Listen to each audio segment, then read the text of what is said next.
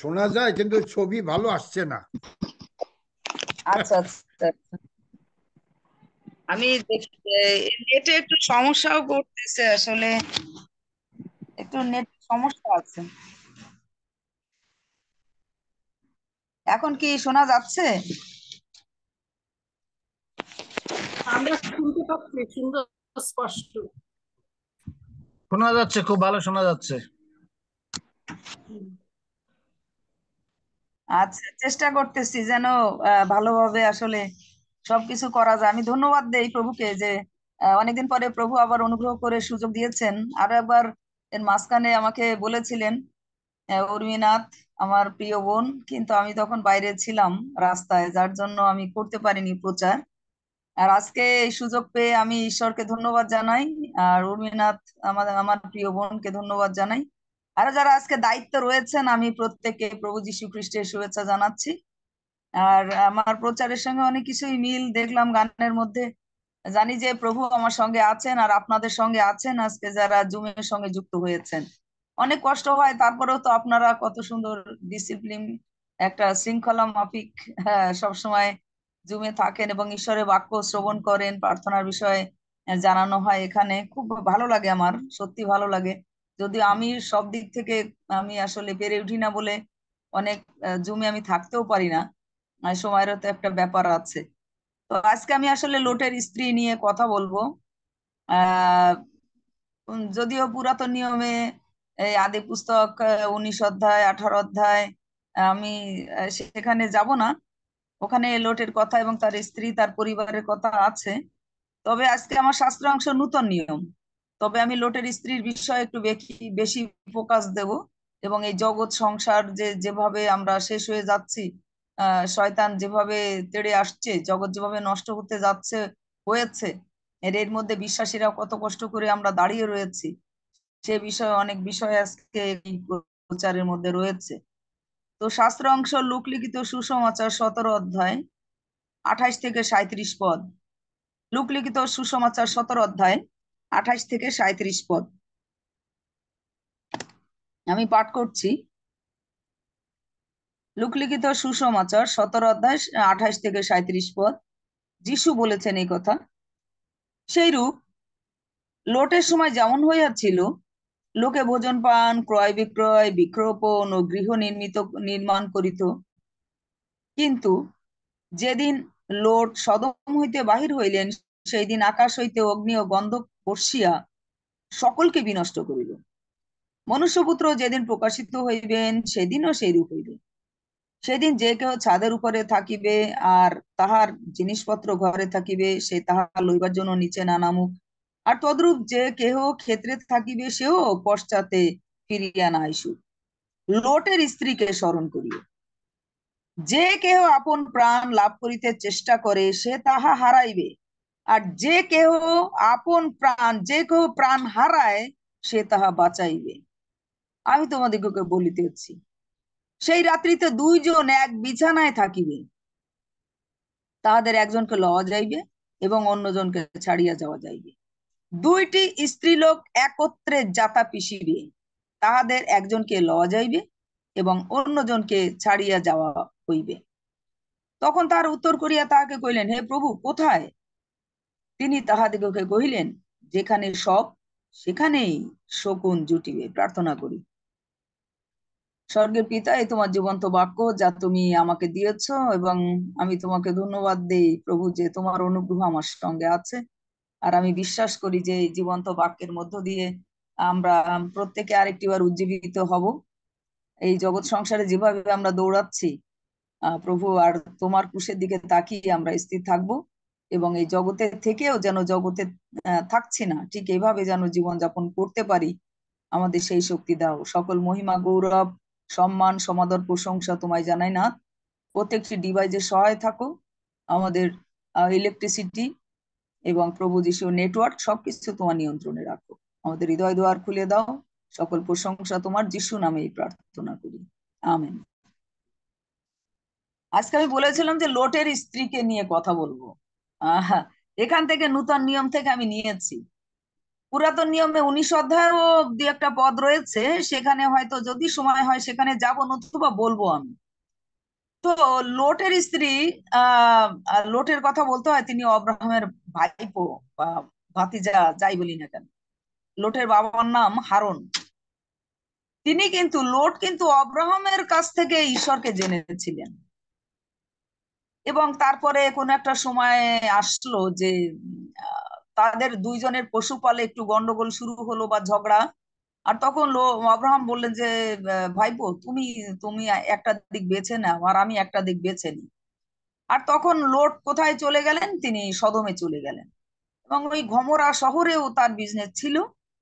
আর এভাবে শুরু হয়েছিল লোটের জীবন। হতে পারে ওখান থেকে কোনো মেয়ে তিনি বিয়ে করেছিলেন, কারণ যখন অব্রাহামের সঙ্গে তিনি এসেছিলেন তার স্ত্রীর কথা বলা হয় না।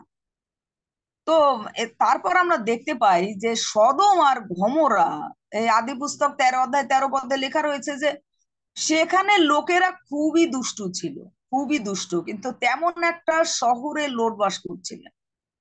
আর তিনি কিন্তু ধনবান ছিলেন, তার অনেক পশু সম্পদ ছিল। তারপর আমরা দেখতে পারি যে লোটের স্ত্রী সম্পর্কে বাইবেলে যেমন সারা সম্পর্কে অনেক বিষয় পাওয়া যায়, অন্যান্য নারীদের সম্পর্কে, লোটের স্ত্রী সম্পর্কে শুধু এটুকু যিশু বলেছেন, লোটের স্ত্রীকে স্মরণ করিও। তারপর আমরা এখানে দেখি লোটের বিষয় কিন্তু এই যে দ্বিতীয় পিতর 2 অধ্যায় 6 থেকে 8 পদে সেখানে বলা হচ্ছে লোট ছিলেন ধার্মিক। সদমের যা অবস্থা, আর এসব অবস্থা দেখে তিনি খুবই কষ্ট পেতেন। স্বৈরাচারী মনোভাব লোকদের, তাই বলা হচ্ছে তিনি যুদ্ধ করতেন রীতিমতো, কিভাবে একটা ভালো জীবন লিড দেওয়া যায়। স্ত্রীকে দেখেননি? তার স্ত্রীকে কি, স্বামীকে দেখেননি যে স্বামী কিভাবে জীবনযাপন করতেন? অবশ্যই দেখেছেন, কিন্তু কোথায়? আমরা তারপরে দেখি তার স্ত্রী কিন্তু দেখেছেন ঈশ্বর কিভাবে তাদেরকে রক্ষা করেছিলেন। আপনারা দেখবেন, সময়ের জন্য হতে পারে আমি বাইবেলের অংশগুলো পড়ছি না, কিন্তু বাইবেলের পদগুলো আমি বলে দিচ্ছি। আদি পুস্তক 14 অধ্যায়ে একটা বিরাট যুদ্ধ হয়েছিল, ওটাই বলা হয় বাইবেলের প্রথম বিশ্বযুদ্ধ। 5 জন রাজা 4 জন রাজার বিরুদ্ধে যুদ্ধ করেছিল। আর ওই 4 জন রাজা কি করলেন? লোটকে এবং তার সমস্ত সম্পদ নিয়ে চলে গেল। যা কিছু নেওয়া যায়, জায়গা জমি তো নেওয়া যাবে না, অবশ্যই পশু সম্পদও নিয়ে যেত তখনকার সময় যুদ্ধ যখন হতো। আপনারা 14 অধ্যায় 12 পদে দেখবেন, 16 পদে দেখবেন, লোটের স্ত্রীকেও কিন্তু শত্রুরা নিয়ে গিয়েছিল। কিন্তু অব্রাহাম গিয়ে তিনি ঈশ্বরের শক্তির দ্বারা তার ভাইপো এবং তার স্ত্রী, তার মেয়েদের সমস্ত সম্পদ তিনি ফিরিয়ে দিলেন। লোটের স্ত্রী কি জানতেন না যে ঈশ্বর কিভাবে তারই কি বলি কাকা শ্বশুর না অব্রাহাম, অব্রাহাম কিভাবে রক্ষা করলেন? আর তিনি দেখেছেন, সবকিছু দেখেছেন। তারা রক্ষা পেত না, কিন্তু ঈশ্বর রক্ষা করেছেন, এসব লোটের স্ত্রী দেখেছে। কিন্তু কোথায়? তারপরে একটা সময় আসলো, ঈশ্বর নেমে আসলেন, সদম গমোরা তিনি বিনষ্ট করবেন। তখন কিন্তু তিনি স্বর্গদূতদের সেবা করেছেন, স্বর্গদূতদের সেবা করেছেন। আপনার 19 অধ্যায় পড়লে দেখবেন স্বর্গদূতদের সঙ্গে ওই অঞ্চলের লোকেরা খারাপ কাজ করতে চেয়েছে, তারা সমকামী পাপে দোষী। আর ওই ঘরের মধ্যে স্বর্গদূতেরা, লেখা আছে ওই 2 জন, তারা স্বর্গদূতেরা তারা ঘরের মধ্যে ছিলেন, এবং লোটের স্ত্রী তাদের সেবা করেছেন। কিন্তু এত সব দেখার পরেও তার স্ত্রী আজকে কোথায় হারিয়ে গেল? যখন ঈশ্বর সদম গমরা বিনষ্ট করবেন, 10 জন ধার্মিকের চেষ্টা করেছিলেন। 10 জন ধার্মিক থাকলে তাহলে ঈশ্বর ওই নগর নষ্ট করবেন না বলেছেন অব্রাহামকে। অব্রাহাম 6 বার প্রার্থনা করেছেন, 6 প্রার্থনা করেছেন, কিন্তু 10 জন ধার্মিক ছিল না। অবশেষে ঈশ্বর চিন্তা করলেন এই 2 নগর আমি বিনষ্ট করব। আর তখন ঈশ্বর কি করলেন? আপনারা 19 অধ্যায় দেখবেন, 15 থেকে 17 পদের মধ্যে লেখা আছে স্বর্গদূতেরা লোটের এবং মেয়েদের স্নেহ করলেন, লোটকে স্নেহ করলেন, ভালোবাসলেন, কারণ ওই ঘরে তারা সেবা পেয়েছে, লোটের স্ত্রী সেবা করেছেন। আর বাইরে বের করে নিয়ে এসেছেন, কারণ সদম গমরা নষ্ট করবেন, হাত ধরে টেনে হেসড়ে বাইরে বের করে নিয়ে এসেছেন রক্ষা পাবার জন্য। কেন তাদের সাথে মারা যাবে? জগতের সঙ্গে কেন মারা যাবে? বাইরে বেরিয়ে এসো। লোটকে এবং তার 2 জন মেয়ে, তার স্ত্রীকে, এসেছিলেন 4 জন, থাকলো 3 জন, একজন শেষ হয়ে গেল রাস্তায়। ঈশ্বর কি বলেছিলেন? শুধু একটা আদেশ ঈশ্বর দিয়েছিলেন। আদি পুস্তক 19 অধ্যায় 17 পদ, যা যিশু এখানে বলেছেন, পিছনের দিকে তাকাবে না। ধন সম্পদ জগৎ সবকিছু বিনষ্ট হবে, পিছনে তাকাবে না। তোমার জীবন এই জগতের চাইতে উত্তম। আজ আমি যখন সংসারের প্রচন্ড যুদ্ধের মধ্যে আমি চলছি, একদিকে সংসারে কাজকর্ম আমাকে ঠেকাতে হচ্ছে, একদিকে বাইরে আমার মিনিস্ট্রি কাজ, একদিকে আমার স্টাডি, সব মিলাই ঈশ্বরকে বলছিলাম, প্রভু সারাদিন যে কাজ করব, রাত্রে এগুলো আমাকে মনে করাবা না, তুমি এগুলো আমাকে মনে করাবে না, এগুলো আমি মনে করে আমি ঘুমাতে চাই না। আজকে লোটের স্ত্রীকে ঈশ্বর হাত ধরে বাইরে বের করে এনে নরক থেকে, যন্ত্রণার জায়গা থেকে, জগতের কলুষিত অবস্থা থেকে রক্ষা করে বাইরে বের করে এনেও রক্ষা করতে পারলেন না।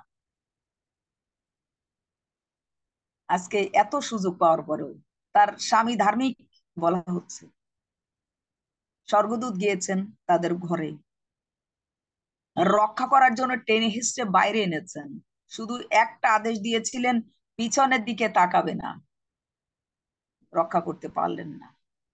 পিছনে তাকালেন, আমরা জানি, তারপরে তিনি লবণ স্তম্ভ হয়ে গেলেন, যেটা এখনো লোটের স্ত্রীকে স্মরণ করিয়ে দেয়। লবণ স্তম্ভ হয়ে গিয়েছে যেখানে, সেখানে ইতিহাস বলছে সেখানে সেখানে একটা সমুদ্রের সৃষ্টি হয়েছে, মরুসাগর, ডেড সি বলা হয়েছে। অন্যান্য সমুদ্রের জল সেখানে মিশতে পারে না।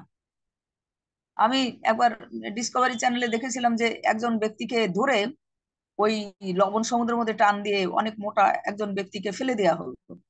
তিনি কিন্তু ভেসে রইলেন, কারণ লবণে কোনো কিছু নিমজ্জিত বা ডুবে যায় না। প্রিয়জন, আমি এই কথা বলতে চাই, যীশু খ্রিস্ট কিন্তু এখানে তিনি নিজে, এই যে যে শাস্ত্রাংশ আজকে আমরা পাঠ করেছি, সেখানে কিন্তু যীশু দ্বিতীয় আগমনের উদাহরণ দেওয়ার সময় মানুষ কিভাবে নষ্ট হবে, লোটের স্ত্রীর কথা কিন্তু প্রথমে দিয়ে শুরু করেছেন। লোটের সময় যেমন হয়েছিল, আমার সময় একই হবে। জগৎ সংসার আমাদের ঘাড়ের উপরে বসা আছে।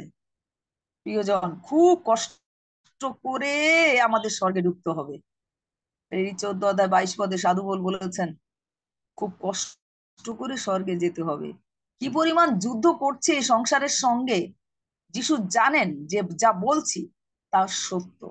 কি পরিমাণ যুদ্ধ করে স্থির হয়ে দাঁড়িয়ে রয়েছি, আর মাঝে মাঝে কষ্ট পাচ্ছি, খুব কষ্ট পাচ্ছি। আরো প্রার্থনা সময় দরকার, আরো স্টাডি দরকার। ঈশ্বরকে বলছিলাম, আমার বয়স হলে কি হবে, তোমার তো আর বয়স হয় না, তুমি তো যেই আছো সেই আছো। আমি এভাবে আমার স্বর্গীয় পিতার সাথে কথা বলি। হতে পারে আপনি আরো আবেগ নিয়ে কথা বলেন, কারণ তিনি তো আপনারও বাবা, আপনাদের সকলের বাবা, আমারও বাবা। আমি বলেছি, তাই সাধু পৌল এরকম বলতেন, জগতে বাজার ঘাট কেনা কাটা সব করবে, যেন করছো না সেরকম করবে। বউকে সঙ্গ দিচ্ছ, যেন দিচ্ছ না।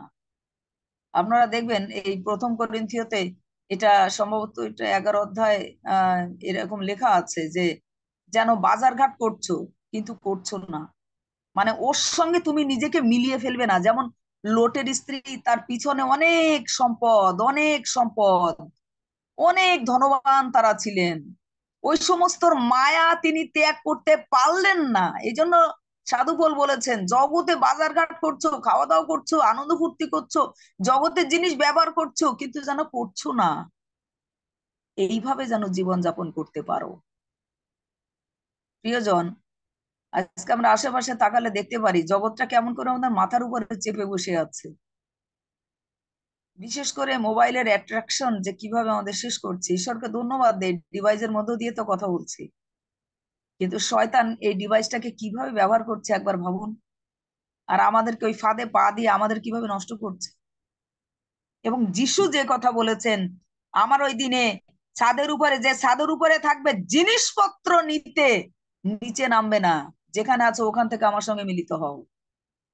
জগৎ সংসার, উফ, কি যুদ্ধ করছে শয়তান। যিশু বলেছেন, জগৎ ধিক তোমাকে, মথি 18 অধ্যায় সেখানে পড়েছিলাম, জগৎ ধিক তোমাকে, তোমার মধ্যে প্রলুব্ধ হওয়ার অনেক কিছু আছে। মানুষকে তুমি সহজে প্রলোভনে পতিত করতে পারো। জগৎ দিক তোমাকে। তারপরে বলা হচ্ছে জিনিসপত্র নেওয়ার জন্য নিচে নামবে না। আজকে জিনিসপত্রের লোভে লোটের স্ত্রীর জীবনটা কি হয়ে গেল। ঈশ্বর তো তাদের বের করে নিয়ে এসেছিলেন, তাই না? ঈশ্বর রক্ষা করছেন, কিন্তু মানুষ রক্ষা পেতে চাচ্ছে না। কি করবেন? ঈশ্বর তো ভালো করতে চান, আমি ভালো হতে চাই না। এটা কি ঈশ্বরের দোষ?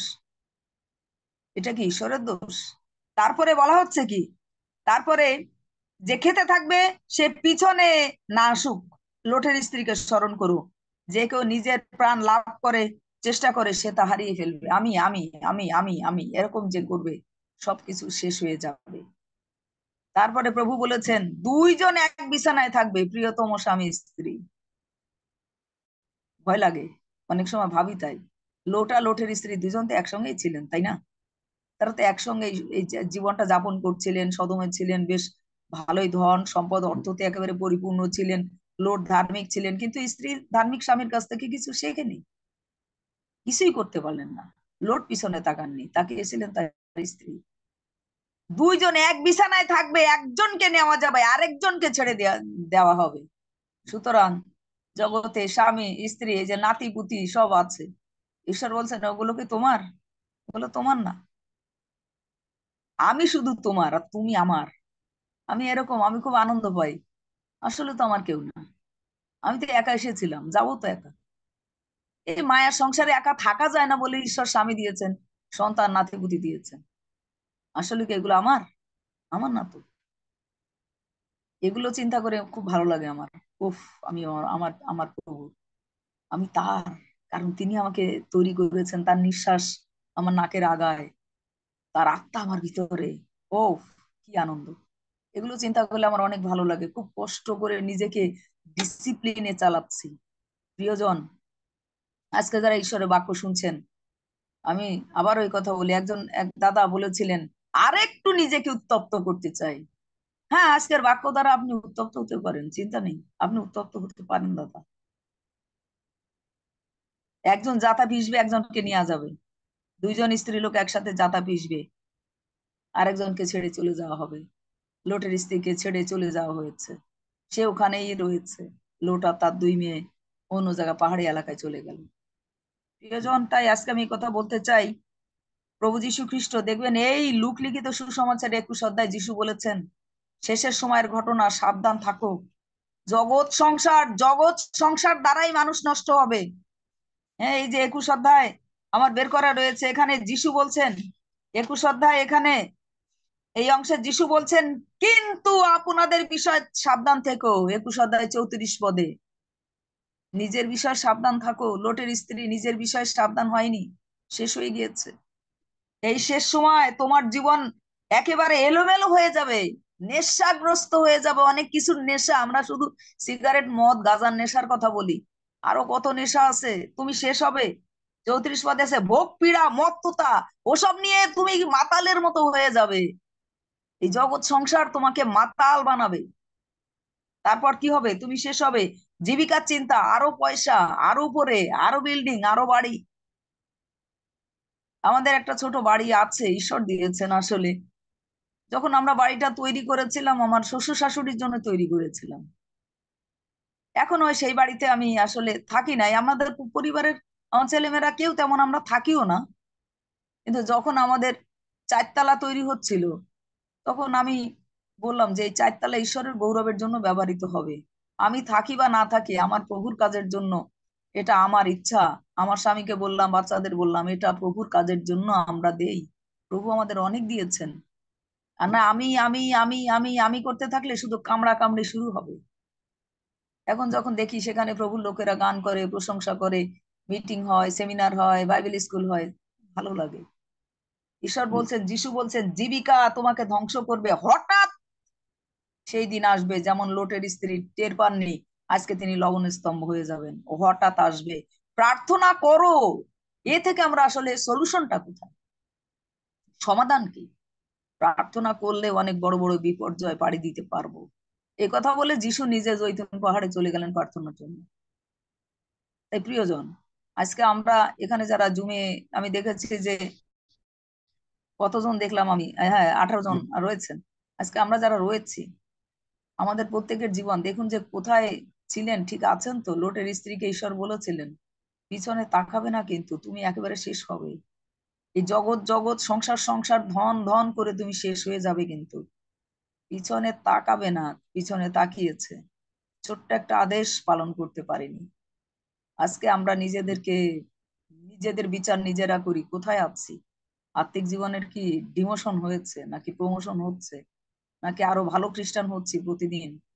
আগের যে পুরানো স্বভাব আচার আচরণ, আগে যা করতাম জগৎ জগৎ নিয়ে, এখন কি এর কিছুটা লোভ হয়েছে? এই জগৎ সংসারের লোভ হোক, আমার আত্মিক জীবনের লোভ না হোক। লোট তার ধার্মিকতা ধরে রেখেছিলেন আর তিনি বেঁচে গিয়েছিলেন। কিন্তু লোটের স্ত্রীকে আজও মানুষ লজ্জায় স্মরণ করে। যিশু স্বয়ং বলেছেন লোটের স্ত্রীকে কিন্তু মনে রেখো, কিভাবে সে নষ্ট হয়েছিল। সে নিজে জানতো না আজকে রাত তার শেষ রাত, আজকের দিন তার শেষ দিন। মানে এমন প্রতিদিন এই লবণ সমুদ্র মানুষ যায় দেখে আর লোটের স্ত্রীকে স্মরণ করে। তাই প্রিয়জন, প্রার্থনা করুন, যতদূর পারেন ঈশ্বরের সঙ্গে থাকেন। স্বর্গে তো ওনার সঙ্গেই থাকবেন, এই পৃথিবীতে ওনার সঙ্গেই থাকেন। তাহলে যে অবস্থা কি হবে, কি ঘোরতর হবে যদি ঈশ্বরকে না দেখেন মৃত্যুর পরে, আপনার আমার অবস্থা কি হবে বুঝতে পারেন? লুটের স্ত্রীকে স্মরণ করি, প্রার্থনায় জীবন যাপন করি। আজকে যারা শুনেছেন সকলকে অনেক ধন্যবাদ জানাচ্ছি। প্রিয়জন, প্রার্থনায় থাকেন। নিজের জীবনটা অনেক দামি। লুটের স্ত্রীর জীবনটা অনেক দামি ছিল, কিন্তু তিনি মূল্যায়ন করেননি। ধার্মিক স্বামীর সঙ্গে থেকেও তিনি ধার্মিকতা লাভ করেননি। আজকে অনেক পরিবার, অনেক ভালো স্ত্রী আছে, তার কাছ থেকে স্বামী শেখে না। অনেক ভালো স্বামী, ধার্মিক স্বামী, স্ত্রী শেখে না। দুইজন থাকবে, একজন যাবে, একজন রয়ে যাবে। রয়ে যাওয়া ব্যক্তিটি বড়ই দুর্ভাগা। আসুন প্রিয়জন, প্রার্থনায় থাকি, যেভাবে হোক না কেন নিজের জীবনটা, নিজের আত্মাটা খুব কষ্ট করে রক্ষা করুন। খুব কষ্ট করে ধার্মিকতার পথে চলুন। জগৎ জগৎ ঈশ্বরকে বলুন কোনটা আপনাকে বিঘ্ন সৃষ্টি করছে। ঈশ্বরকে বলুন কোনটা আপনার চোখের দৃষ্টিতে আপনাকে প্রভুর কাছে যেতে দেয় না, প্রার্থনা করতে দেয় না, সেটা যেন প্রভু সেই ক্ষমতাটা লুপ্ত করেন। প্রভুকে বলুন কোন সমস্যা আপনি ফেস করছেন, যে প্রভুর কাছে আসতে পারছেন না। নিজের জীবন পাহারা দেন প্রার্থনা দ্বারা, এবং সাবধান থাকুন যেন হারিয়ে না যান। প্রভু আমাদের প্রত্যেকের মঙ্গল করুন। সকলে ভালো থাকবেন। ঈশ্বর আমাদের সহায় রয়েছেন। সকল গৌরব প্রশংসা আমি ঈশ্বরকে দেই। আমেন।